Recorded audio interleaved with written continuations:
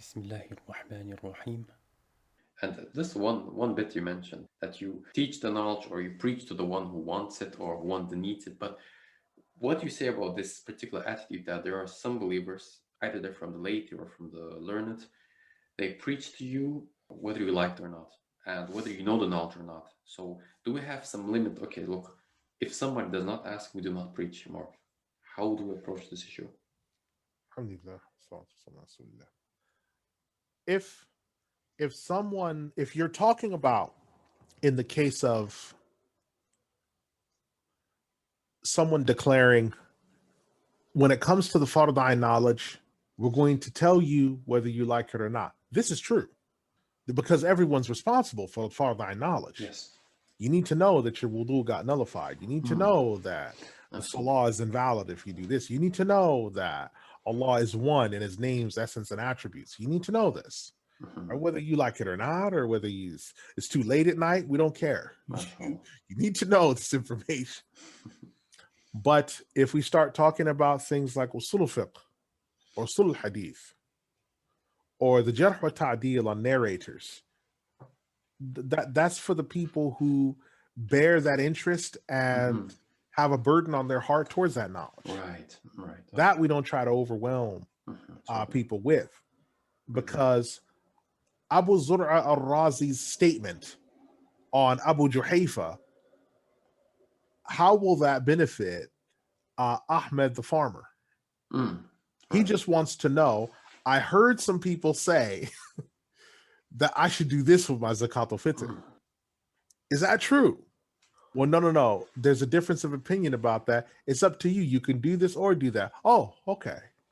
But if you say, well, listen, you can't do that because Abu Juhayfa, one of the narrators, listen, he's Ahmed. Ahmed the farmer can't read, Akhi.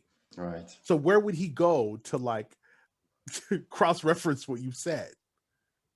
He didn't ask you about Abu Juhayfa. He asked, listen to his question, because the common slave of Allah will ask you what he needs. He didn't ask you about Abu Juhayfa. He didn't ask you about Zaid ibn Qudama. He didn't ask you any of that. He said, I heard some people talking. They mentioned this and they mentioned that. Is there more than one way to do it, or is he mistaken? He says, no. There's difference of opinion. Either way is right. Now, if he doesn't follow up, then you don't leave. You don't follow up. If he pushes it and says, well, why is there? I thought there was only one understanding. Because the mufti at our local masjid said this. Okay, listen, that's true. But that's all based on, have you heard this hadith before? No, I've not heard that. Well, listen, this hadith can be understood more than one way. Subhanallah. Remember the Prophet ﷺ said, I have the most encompassing speech with the fewest of words? Yes. I remember that. Okay, all right, well, that's why. Subhanallah. Oh, that's really good. Hey, but you don't push that unless they ask you about that. Sometimes people do more than what they were asked. And sometimes that's not a good idea, because he has to carry it home to himself. And sometimes that slave of Allah is asking on behalf of others. So he has to be able to carry it back and to be able to put it in words that the crowd he's speaking to will understand it, because he might be asking for himself. So the level of understanding we consider as well, right? Of the person. Yes, we have to think about this. Someone comes to me. If I see an Egyptian man approach me and he's wearing a striped galabiya with sandals, I'm like, okay, this man is a farmer. He's from the countryside. The questions he's going to ask me and the way he asked are directly going to influence how I answer it. I might say to him, I might mention Sheikh Abdul Qadir al-Jilani or Imam Wafiduddin Qudama, and he's like, all right, that's good then. That's what that's it now. I don't even get a chance to get to the hadith. He heard those names. He's like, yeah, it's trustworthy. That's it now. You're trying to overwhelm him. Yeah, let me give you the evidence. No, to him, the names, that was okay. They said that is okay. Okay, I'm doing it then. Because I know they're on right guidance. I'm headed home now. I'm headed home. Right? Because you have to understand that that's certain names that people hear in this ummah. Brother, I heard someone said this hadith is weak. No, Ibn Hajar said it's sahih. Oh, it must be sahih. That's it now. Yes. It's over for him. You know, Imam Nawawi said it's okay. He did? Okay, that's it now. I heard this. No, Muwaffaq al-Qudama said that's only disliked. It's still halal. Oh, well, but he said it's makruh. I should probably leave it there. That's it. SubhanAllah. What about so-and-so? No, Shaykh Abdul Qadir Jilani said he was a good man. He did. He must be good. That's it now. Is the rest of the part, he stopped listening after you mentioned because he heard the rightly guided people, the people that are thiqah, the people that are trustworthy. After that, everything's just okay, listen, I heard this, that's it now. Like, I don't know who Futuh is, I don't know who Ibn al-Mabrik is, but Ibn Qudama, Jilani, I know those people. That's it. Okay, that's it now. They said I should do this. Okay, that's it. Okay, I'm done now. You said it's okay, then that's what I'm doing. You know, these are the type of things you have to understand, that people, certain pegs in this ummah, when people hear the name of those pegs and that they've established this, then that's the end of the discussion. So for them, they're ready to head home. And if that's all they needed, then that's it. Now, if somebody says, subhanAllah, how come he said that though? Because I read a hadith on this at home, because I have Riyadh al-Salihin, and there's a hadith in there that reads thus and so. But how come he said this? Okay, now you follow it up.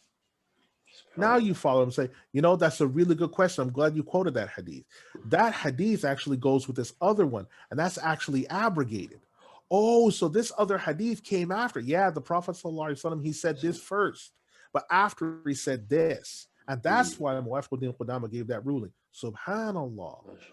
Okay, so now he's got something. Versus a student knowledge comes to you and says, you know, I've been busy memorizing Zad al-Mustaqni', but the other day I was doing some takhrij in al-Kafi, and I found a contradictory statement to what's in the Zad.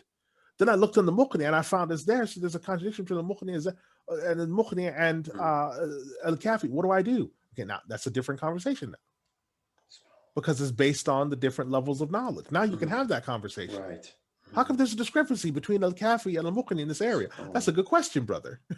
I'm glad you asked that. And now you're off on the road now. Wow. And you will also differentiate the way you answer a particular person if a student asks it in a particular way, or a laity asks in a particular way, if they ask it in a rude way, for example. Yes, because even if someone who's a common slave of Allah, who's not a student of knowledge, asks in a rude way, then I know, okay, this person, he doesn't have a lot of the delicacies and other things of knowledge, so he just needs that question answered.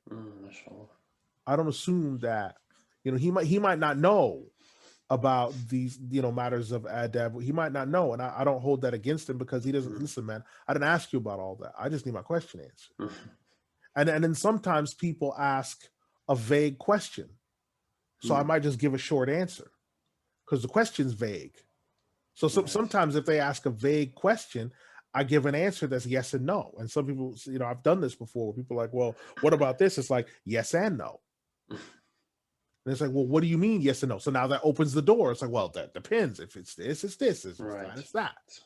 Because sometimes if a question is vague enough, like if somebody said, I think you asked me this question before, if someone says that Allah is everywhere, is this kufr? It's like, well, yes and no. Right.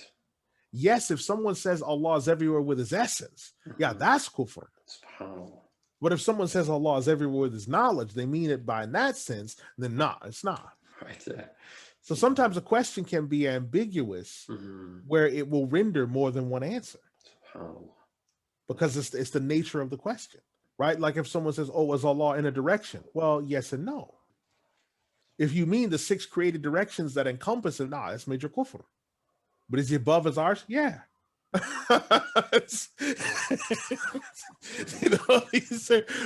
it's yes and no. It's an yes and no answer. If you mean the 6 created directions, that's major kufr, yahi. That's shirk. You're putting the law in his creation, attributing likeness between him and his creation. That's major shirk. Above his arsh? Yes. Yeah. With tafweed. Yeah, but wait a minute. What does that mean? I don't know. But the point is this, right? Or wait a minute. Hold on. What is rafal yadain haram or not? Well, yes and no. If it's done the way it's prescribed in the Sunnah, no, it's not haram. But if raising the hands is excessive movement, where someone's moving too much, well, yeah, that would be haram. Because it could nullify the salah if you're moving too much, to the point to where if someone's looking at you from the outside, they couldn't see that you're making salah. So it's sometimes there's a level of ambiguity in the question where, it might render a yes/no answer. And people, and this is an important skill, that it's not just for the slave of Allah asking, it's also for the person receiving the question. He has to make sure to know that too. Certainly. And people get angry with the laity in the Kafir countries sometimes, and it's not right for them to get angry with the laity. I'm sick of you asking these questions, or I'm about to stop allowing question and answer. Well, listen, maybe that's not the field for you, or maybe dealing with Muslims in Dar al-Kufr, that might not be the area for you then. Because the reason why they're asking all these questions because they've never been answered before. Yeah, absolutely. Or the reason why they keep asking follow-up questions, maybe you didn't answer the question fully. Or maybe you left an area that was still ambiguous. So they were left in a query. You can't be angry at them. They're living in Dar al-Kufr, where there's open shirk being done, and there's street signs that have men and women completely naked engaging in sex acts and things like this. You can't begrudge them when they say questions, or you say, "Oh, this question's inappropriate." Well, what are they supposed to do then? Absolutely. I'm living on the west coast of the United States, coming out of my house, and I'm seeing drive-by shootings, and I'm coming home one day from work as a janitor, and I trip over a dead body and stuff like this. You can't begrudge people if they're a little bit traumatized, or if they're asking questions. Listen, I heard this, especially if the only access they have is to the English language. I've seen what's available in the English language. Is it a little bit better now? A little bit, but still, there's a big gap. So people get angry with people in Dar al-Kufr sometimes, especially English speaking world. And, I'm sick of you, asking these questions, or I'm tired of you asking these questions. Like, well, then answer it fully. You won't have to be tired anymore. You won't have to be tired anymore. It's like, I don't get, after doing the signs at the end of time, durus that I don't get a lot of questions on it anymore. MashaAllah. Why? Because it's done now. Alhamdulillah. And I try to do it to the degree to where the main things that are on people's mind, what's on people's mind? When you do a dars of any sort, you need to think of what's on people's mind. Right. When you give a khutbah, what's on people's mind? When you teach fiqh, what's on people's mind? MashaAllah. If you don't do that, this may not be the field for you. Allah. And I'm not negating anyone. I'm just saying that that might not be the calling for you in life, because it's your job to anticipate these things. And you'll deal with different people in the ummah, and some people in the ummah are coarse. Desert Arabs are coarse and rough and rugged, and Bedouin they're rough and rugged. There's people that have grown up in Dar al-Kufr. Yes, they're from Muslim families, but in order to survive, they kind of adopted an exterior that's not very pleasant. Absolutely. So when they ask questions, someone asked me a question once about istinja and everything, and he didn't know the words like penis and scrotum. He used some other language, and it wasn't pleasant language, but I understood what he was saying. Okay, so he used some vile language, right. And some other brothers were angry. But I said, well, what else is he supposed to do? What else is he supposed to do? Instead of breasts, he says something else. Right. Instead of penis, he says something else. Instead of buttocks, he says something else. Instead of anus, he says something else. But what do you want him to do, though? Do you want his answer questioned? Do you want his question answered, or do you want him to sound like Lord Mountbatten? What do you want him to do? I think it's more important that his question gets answered. Absolutely. Later on, he'll realize, ooh, there's other words besides just these. Yes. Yeah. But when he first comes into the religion, if he's been a kafir all his life, or if he's been committing sinful actions and he's been in the wilderness, and he's come back to the religion after having been sinning and being in the wilderness, listen, you know as well as I do, if you go outside and roll on the ground, what happens? You pick up dirt, don't you? Well, if he's been in Dar al-Kufr and he's been rolling around, he's picked up dirt. Yeah, definitely. So what do we do? Do we keep talking about dirt, or do we brush him off? Yeah. Brush him off. Here, let me brush your back off. Subhanallah. That's part of answering his questions, is brushing the dirt off. He'll learn, he'll get more now. And as he knows, ooh, I should use the word breast from now on. He'll figure it out. He'll see brothers getting red in the face. They look kind of embarrassed. I think I should say breast instead. I think I should say buttocks instead. I think I should. He'll figure it out. It's hilarious because sometimes I had these kind of brothers over, and when my father would walk in, I would tell them, please do not mention those terms in front of my father. I'm not gonna survive after you leave. So please. I'm always afraid of that issue when they come here. Yes, because you have to understand that you have to be gentle with brothers. Yeah, exactly. They don't know. So the main thing you do is listen. I'm just saying for my sake. Yeah. Don't do it in front of me because my dad is gonna go off. Certain things like that because they don't. They might not know initially because they don't understand, and their level of vocabulary. Exactly. Is because some slaves of Allah subhanahu wa ta'ala, when they've come to you, their level of knowledge, their level of knowledge is displayed in their vocabulary. And we have to acknowledge that. Absolutely. So when a brother comes and his language is vulgar or profane, that's his level of knowledge. That's all you're hearing. But as he grows, as he becomes more knowledgeable, his vocabulary will grow with that. And you'll see the change in terminology with that. But when he first starts out, the same thing, he's a child in the religion. Just like a child in the physical world, he's a child in the religion. He's just a baby. And babies, you've seen babies when they're young, they point to things and they grunt because they don't know the word for it yet.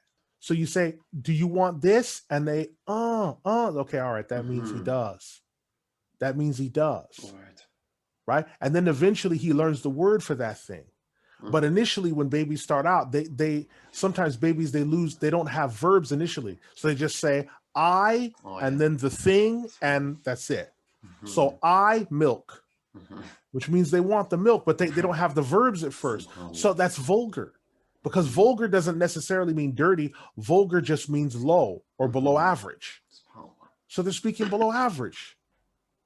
So when someone comes to you in the deen, he's speaking below average and he's using vulgar in both senses of the word, both profane and, low level of knowledge.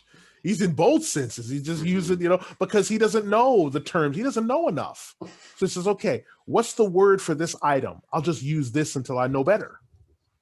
And everyone knows it. It's just not the words that you would use in polite company, right? So brothers come around you. I've had all different types of slaves of Allah subhanahu wa ta'ala around me. When I was teaching brothers in the U.S., one brother, he came, he said, Brother Abu Jafar, I respect you, alhamdulillah, and if anybody ever disrespect, I'll kill him. I was like, no, listen, you don't need to. But for him, that's the highest compliment you could pay someone. All right, sure. I said, listen, I understand what you mean, but don't do that. don't do that. Right. So you just have to understand brothers have different levels. And the Sahaba had people amongst them that were like this. Yeah, mashallah. So we have to recognize that that's an ummah-wide phenomenon. It's not just something restricted to the time of the companions or the tabi'een or the tabi'een. That's of all time because the vast majority of this ummah is laity. Exactly. They're not students of knowledge or scholars. And among the laity are some laity who have adab and akhlaq and they're reasoned and balanced. But there's also another branch of laity that are kind of rough around the edges. And it's not because they're going out of their way to be like that, but they might not have been raised with certain skills. They might not have known them, or maybe they lost them along the way because in the course of surviving through life, they had to make certain decisions. Yes, absolutely. And in making those decisions, some of the branches got shaved in order to save the root. When you have a tree that has a disease in the bark, you cut off the branches to save the root and the trunk. Right. So there's people in life that have had to do the same thing. So for them, the bark, to save the rest of their tree of Iman, they cut off the branches of stuff like adab, polite speech, how to deal with your fellow man in the civilized way. So they're grabbing brothers by the neck and doing, subhanAllah, Because, doing different things, because they subhanallah. had to make certain decisions, because brothers are grabbing people by the neck or grabbing them under the arm and come with me, and they don't mean anything by it. And this is actually exactly what you find in the hadith, right? That the Bedouins, Yes, they yeah, pulled. these were people that were harsh and Mhm, rough. The Bedouins is still like this. mhm. So, but that being said, that doesn't mean that they like being like that or they go out of their way. It's something that they've just acquired. And we have to be mindful of that. And in every section of the Ummah, there are brothers in China that are like this. There are brothers in the Caucasus that have this, some Mhm. brothers. There was So, every Jama'ah within every Qawm, every people within the Ummah has a section of it that's rougher than other yeah, sections. absolutely, subhanallah. And those people have need to get their questions answered and Mhm, to be cared for, just like the more polite portions. mhm, absolutely. And they shouldn't be discriminated against because they can't put their words into more polite speech. They have needs just like anyone else. SubhanAllah. But because they're more rough and things like that doesn't mean they don't deserve to be heard. They do. They just Absolutely. need help with everything else, and maybe by getting more of their questions answered, that will that will trigger in them and spur in them and incite in them the desire to build up more Mhm, absolutely. and to gain more politeness and everything else. And once they're given that option, they see that people respect them and love them, then it encourages them to be better. So we SubhanAllah. have to keep this in mind, because some of these people also will become students of knowledge, and some of them will have an advantage because they've been a student of knowledge, having come from that more rougher environment. They'll know how to reach out to those people as well, because they SubhanAllah. used to be one of them. They'll say, alhamdulillah, I had this. And they'll have advantages in ways that you and I might not, because we SubhanAllah. hear certain people use certain language in a certain fashion, or talking to people say, I'm going to avoid this conversation, this person Mhm, is kind of rough. We might avoid it because it's mhm. bad, it's embarrassing or impolite speech. But some of these people grew up like that. Their parents talk to them like that, their siblings talk like that, everyone around them talk like that. I mean, even in my country, when we went through all the difficulties of genocides and exiles, even our scholars were really rough and rugged. Like, Yeah. subhanallah. Like, I mean, the things like I would be ashamed even to say these things, but they would really answer you're rough Yeah. if the question was a bit off, you're done. Yeah. But they understood, because Yeah, that's what was needed. yeah, yeah, That's what exactly. was needed, The and harsh, that's what was required. yeah, So it's like, okay, this is the answer you're going to get. You here you go. yeah, And yeah, maybe it did look a little bit crazy or yeah. whatever else, but it got the job done and the people understood it. What is the point if you have a 25,000 word vocabulary and no one understands you? What's the point? Hmm. If someone only has a 3,000 word vocabulary, that means every fourth word is the same. Okay, but is he understood? Yes, he can make it someone. Okay, other people understand Subhanallah. him. Yes, okay then. Now, if every fourth word is profanity, well, yeah, that's Hmm. something we have to talk about. But what else is he supposed to work with, though? So we have to understand that, and it's one of the other things to bring this back to the point about institutions versus masjid and homes. Mm. Institutions often pull you away from being exposed to those type of people, and I don't think that's a good thing, Subhanallah. because we need to know that those people are there in the ummah, so that we're always around the common slaves of Allah, so that we're not isolated from them. Hmm. Because by Absolutely. being isolated from the people, it creates a remoteness. And by being remote from the rest of the people, it could put you in a situation in which, how do you help the people now? Yeah, absolutely. Because you're remote from them, and they don't have any connection. They don't feel that they've got any uh, thing that puts you together with them. So what are you gonna do? SubhanAllah, this actually in my country, currently in Ingushetia, we have this problem actually because we have a few madaris, but there are no lessons or whatsoever going on in the masajid, barely, I would say. Right. And you can see that, but Sham has still this tradition going that Yes. ilm is going on in the masajid, and Yes. compared to some other countries which have basically dead masajid, subhanAllah. Yeah. Yeah. And the thing is, it doesn't even need to be a whole lot of stuff.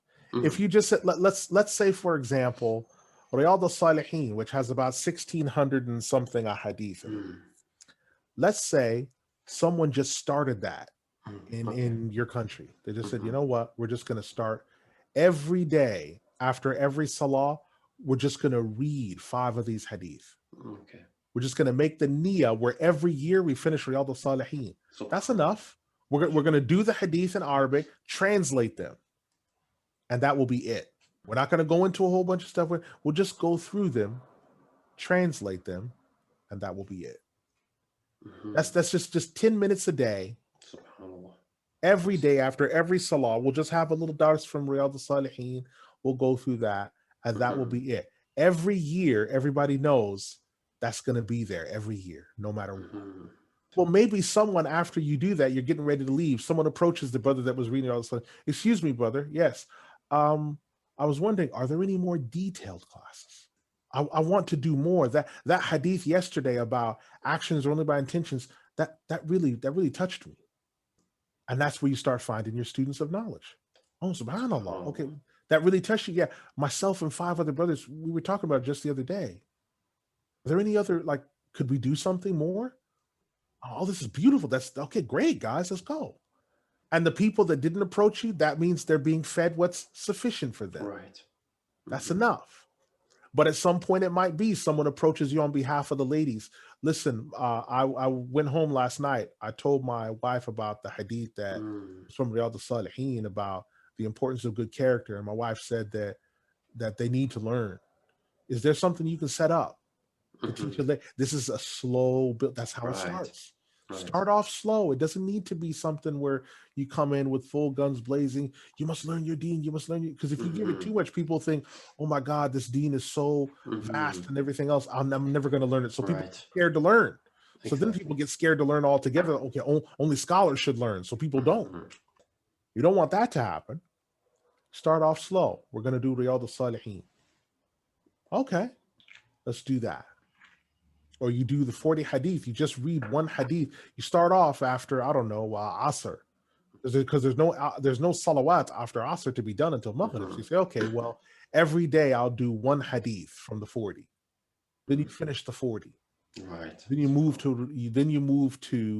Ibn Rajab's the 50. Do the remainder of those. Then you finish those. Then you do Abdul Rahim al-Liham, his book, the 200 hadith, which are hadith Qudsi mostly. You do those. Then you step up and you do Riyadh al-Salihin. And then you start doing that every year. So every people have something to look forward to after every salah. And it's the thing is, it's not too long and it's not too short. And everyone can grasp it. It's recited in Arabic, then it's translated into the local language. Yes. People are like, wow, that was really good. Now, within that, there'll be some people who the fire gets ignited in their heart. And that's where your students of knowledge come in from. Right. Exactly. Allah will ignite them. And they'll come forward and say, we need more. Right. Who are you? Oh, I'm Brother Ahmed. This is Abdul Rahim. This is Brother Rajab. We need more. Right. Okay, brothers. So then you teach them. And out of them, they'll then split into another category, because out of those brothers, maybe Brother Rajab is the only brother left after, because the other brothers got more and they're like, alhamdulillah, that's sufficient for us. But Brother Rajab's like, I was talking to some other brothers, we want more. Oh, subhanAllah. So now you go through another book of fiqh, another this, another that's there. Then Brother Rajab, he's sufficient, but the other brothers, we need more. Now you start having stratifications of students of knowledge. And then finally a brother say, is there somewhere we can go to become like what you did? Or can we stay with you and become like you? So now you get, okay, these are the people that are going to replace me after I'm gone. Or I'm going to send them off to Syria or send them, oh, this is great. You know, that's what'll happen. But it always starts from that slow, consistent dispensation of knowledge. And it's the 3 phases of knowledge: the bayan, the halaqah, and the dars. Those are the 3 phases. The bayan is you're looking to catch people's attention by inspiring them. So they'll be short the short things that you give, like the hadith I was talking about earlier, something very short. The halaqah is greater than that. You're not going through a book, but you might have handouts. So you might have some very short, crisp things that cover current events or current topics. Husbands' right towards wives, wives towards the husbands. What do we do about the youth? The importance of respecting your parents. Parents' responsibility towards the children. Issues that are current now that you can talk about that are longer than a bayan, maybe 45 minutes, an hour. Maybe have a meal after. Something like this that draws people together. Now, out of them, there'll be some people who come forward and said, we enjoyed that. We want more. That's now the dars phase. Those people are ready for kutub now. Right. A metin of some sort, a kitab. That's how this thing starts. But it always starts at the bayan stage. That's how it starts, the bayan stage. So, mashallah, wonderful conversation. If I have to run back a little bit, there were just two more things about the last topic that we're going on about. Sure. About the locations. And I just want to know, actually, today, currently, as of a number, how many people are actually Hanbali? Because in the West, I've heard even people telling me this. Is the Hanbali Madhhab even complete? Like, are they even adherents to it? Because they don't see it in the West. So they want to know how many people. Alhamdulillah, salatu wassalam ala rasulillah. Well, if you look at all of Arabia, including the Gulf, so that's Arabia proper. Most of that is upon the madhhab. Most of its population, more than 2/3, is upon the madhhab of Imam Ahmad. Okay, then you have Qatar, Bahrain, and Kuwait. The vast majority of those populations are upon that. So if you do a Google and you search up populations, you add those populations together, more than 2/3 of that is going to be upon the madhhab of Imam Ahmad. All right. Out of the 7 Emirates, 3 of the 7 are upon that madhhab of Imam Ahmad. You add the populations up in those 3 Emirates, that's going to give you a bigger picture. The Ghouta province, the population of that province, Ghouta, that's all it is. You add that up, that's going to give you what it is. Mashallah. The Anbar province in Iraq, that's going to give you the stats of what it is. The Al-Basra province, that's going to give you the stats of what it is, right? Eritrea, right? That will give you the stats of what it is, right? Torbat-e-Joum and Gilan in Iran. Looking up the population stats, that'll give you what it is. So these are stats that are physically seen, right? And so we can definitely assess these affairs. We're to put it simply, the Hanabila aren't going anywhere because they're not based upon and part of the reason for that, and Abdul Qadir al-Badran rahimahullah mentioned this at one point. He said part of it is because its living tradition through people has been uninterrupted. The Hanabila never went through the colonial period. Right. So they didn't go through a period where our madaris got shut and we couldn't teach, and we didn't go through the colonial period. We didn't go through a period where, French was imposed on us and everything. We didn't go through that period. So you're not going to find Hanbali scholars saying, yeah, you know what you should do? You should learn French first because it's an important language. None of our elders are going to say that. You need Arabic. None of us say that. None of us are going to say, you should learn English. It's the key to business and everything. No one's going to say that. But you will meet people who will say that you should learn French. It's important to everything else, even though they're big sheikhs and such, because they were affected by colonialism. You'll meet people who they will have immense knowledge, but they can't speak Arabic. But they might know the grammar of it and how to read the kutub and things like that. That's colonialism. We didn't go through that phase. We didn't go through a phase where we couldn't implement our ahkam. We didn't go through a phase where we couldn't distribute zakah. We didn't go through a phase where we couldn't implement our penal laws. We didn't go through a phase where we couldn't sail because these are international waters and you can't do this and can't. We have not gone through that. Now, people can say that people are extreme and all that other stuff if they want to, but that's nothing but bluster. And a lot of the stuff that's being said in the English-speaking world, I always tell people to be very, very particular about this. Because you don't see it in the English-speaking world, it's not dalil. Yes. It's not dalil. Absolutely. And I've had to chide brothers, although gently. I've had to chide them about this. Because brothers have said, well, the Hanafis are the most numerous. I say, yeah, but you don't run anywhere. All right. Who cares about numbers if you don't control anything? If someone doesn't pay their zakat al-fitr, or if someone's making jihad, can you send people? Can you stop anybody? If the government says we're doing this, can you resist them and not worry about it? We've paid the price and done more. And when people say, well, people shouldn't rise up and do that because if you rise up, then all the scholars are going to get killed. That's not true, because look at our history. Oh yeah, a lot of us have been wiped out, but we're still here.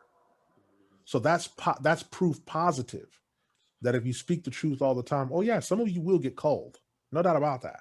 But alhamdulillah, Allah subhanahu wa ta'ala will help you. What about all these people that played it safe and everything else? They didn't get anything out of it. You still don't run anything. Fine, you played it safe and everything else, and you shaved off the root and branch of the shadow. And now what? You're slaves. You're slaves. I've told people about this stuff. They use the akhi, you must use hikmah. Hikmah means don't resist. When they say hikmah, it means don't resist. You must not resist. Because if you do, then a whole bunch of people could get killed and then the dawah will cease. Well, we've had 1,300 years of looking and it has not. Now, Ibn al-Jawzi's been locked up. Other people have been locked up. They've still carried on regardless. Still done. Ibn al-Jawzi still wrote more than 1,000 kutub. He's locked up for 5 years in Wasit. Still didn't stop him. So this is false reasoning. We're not hearing any of that because that type of hikmah stuff is not sufficient. We're not hearing any of that. Because you start talking about all that stuff, that's not right. Because you put other people at risk when you say that stuff. Every time you say, well, I'm going to use hikmah and do what? Be a coward? Yeah, basically. Listen, there need to be some people that will take these risks. Right. You think you're going to be able to say Allah is our Lord and he's one and everything else, and nothing's going to happen to you? Every time you say that, you're going to use hikmah, are you? That's curious. Why is it every time when you wonder? I asked brothers, I said, don't you wonder why when the government uses these governments say something and the fatwa are always in congruence with the government? Doesn't that make you ask questions? Absolutely. Sometimes they will be congruent because sometimes what's in Allah's shadow that's good, sometimes the government's like, yeah, that's good for us too. But not always. Sometimes something's in the shadow and the government's like, yeah, but we don't like that. When does that happen? It should be happening. The Hanabila were the first to pass the rulings, man, in favor of, the defensive action in Afghanistan. Right. They were the first. It's from Duma, right? Yeah. They were the first to pass the rulings regarding selling land in Palestine, that land shouldn't get sold in Palestine and everything else. Imam Muhammad Abdul Latif al-Subki. And other scholars after came, but they're the first ones. The one that drew up the document when the Khilafah collapsed, the Ottomans, the one who first drew up the document was Sheikh Zubair al-Dhahabi, who wrote the famous commentary on the Dalil. We don't have to go out of the way to show this and show that. No, the pedigree speaks for itself. And you're talking about a madhhab that spread not through armies, through people, through missionaries. That's how, like how Islam really spread. Exactly. Through people. Remarkable. through missionaries. We didn't need to have a government behind us. We were government enough. And Imam Qadi Abu Ya'la, he did in a way take over the Khilafah, didn't he? Yes. This is what happened by the 5 conditions that he set when he asked for he said, I will sit in your presence and come into your presence if 5 things, you meet 5 things.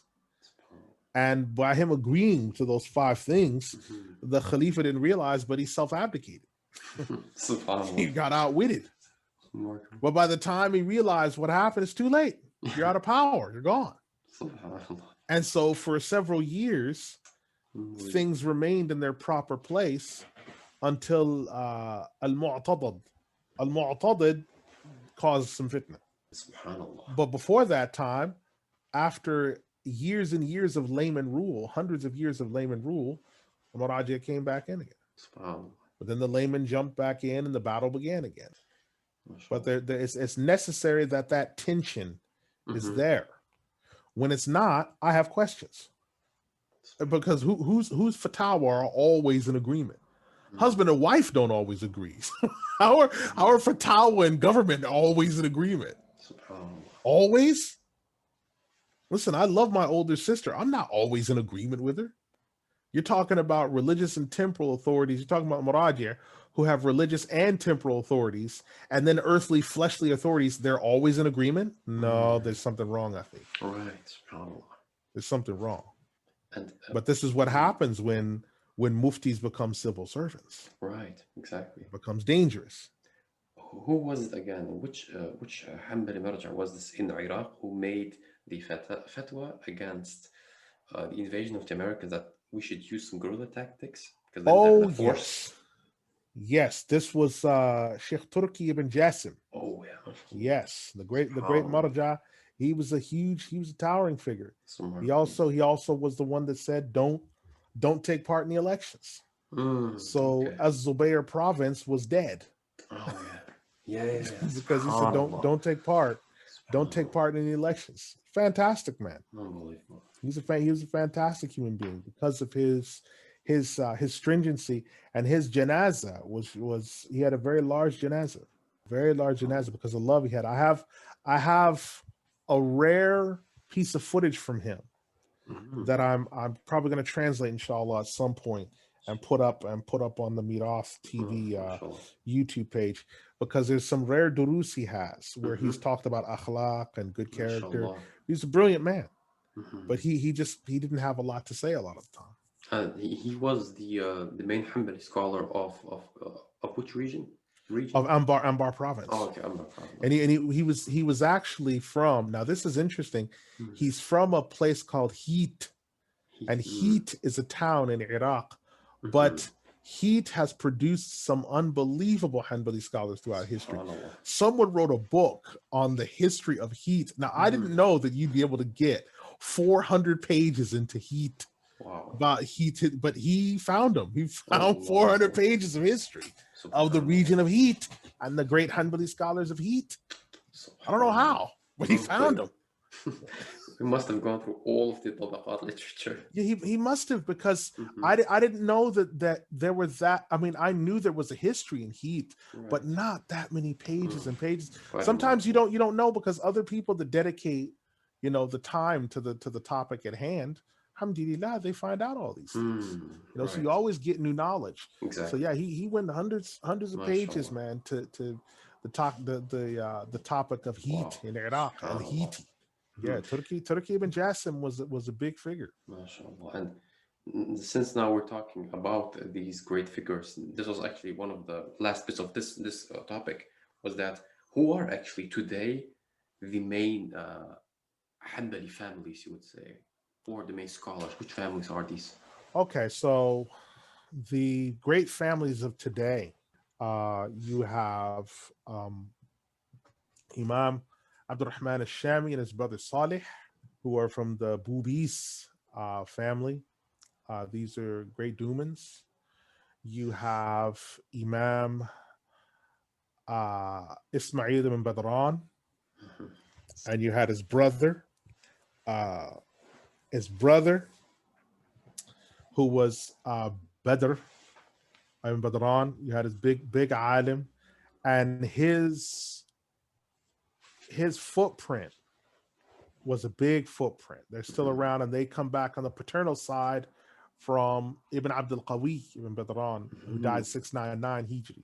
Well-known family. I'm in contact with Abdullah Badran, Hafidahullah, the son of Ismail ibn Badran. So these are very well known. The Shatis, who Isam al-Din is one of their great patriarchs who died recently. So they're direct descendants of Hasan Ash-Shati. They're still there. The family of Ibn Abdul Hadi, which is technically the family of Ibn Qudama al-Maqdisi, is the second leg of them. They are alive and well, teaching in Damascus. The Suyuti family, the Ruhaybani Suyuti, you had Mustafa Abduh, you had his son Sa'ad, and his grandson, who's Muhammad. He had sons, and they are in Ruhayba. They taught students there, and there are people there today. The Dumayr, the great scholars of Dumayr. There's a Dumani family, although they're not from Duma, they're called Dumani. They are there, and so they are teaching. So these are some of the outstanding families that I would say in this particular age. They're not all, but they are the ones that when I think off the top of my head, immediately come to my mind. And obviously the Ambadis, particularly the Heat, the scholars of Heat like Mustafa al-Hiti, and scholars of similar capacity are the ones that Mustafa Mahdi al-Hiti. These are people that come to my mind that are the successors of Turki Ibn Jassim. These are the people that come. Yasin ibn Turki Ibn Jassim. These are the people that come to my mind. And do we have Qadumis and Subkis left? Yes, the Qadumi clan. There are some of them, but they are primarily based in between Damascus and Kefir Qadum. But Kefir Qadum, the village itself, has gone through problems with Israel trying to absorb it. So a lot of them have moved to Nablus proper, and they're there. So you still have some of them today. There's Muhammad Aoun al-Qadumi and Abdul Basit al-Qadumi. So they are there.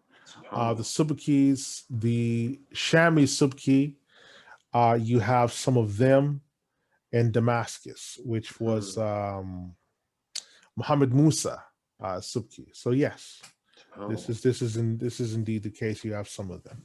And the Shaqi family, did you tell me that they were descendants of Ma'ruf al-Karhi? Yes, they are the direct descendants when you trace their lineage from Hasan ibn Umar ibn Ma'ruf all the way back. They are on their paternal side direct descendants of Ma'ruf al-Karhi, one of the students of Imam Ahmad Hanbali rahimahullah. Who was a Hanbali in fiqh as well? Yes. Yes, they are well known. Ma'ruf al-Karhi is well known for his tasawwuf and his fiqh of Imam Ahmad. Sometimes the students of Imam Ahmad would complain about him because sometimes he would be in the class and then other times he would not. He'd be off doing a lot of worship. And he told them, leave him alone. He's fulfilling his obligations. Subhanallah.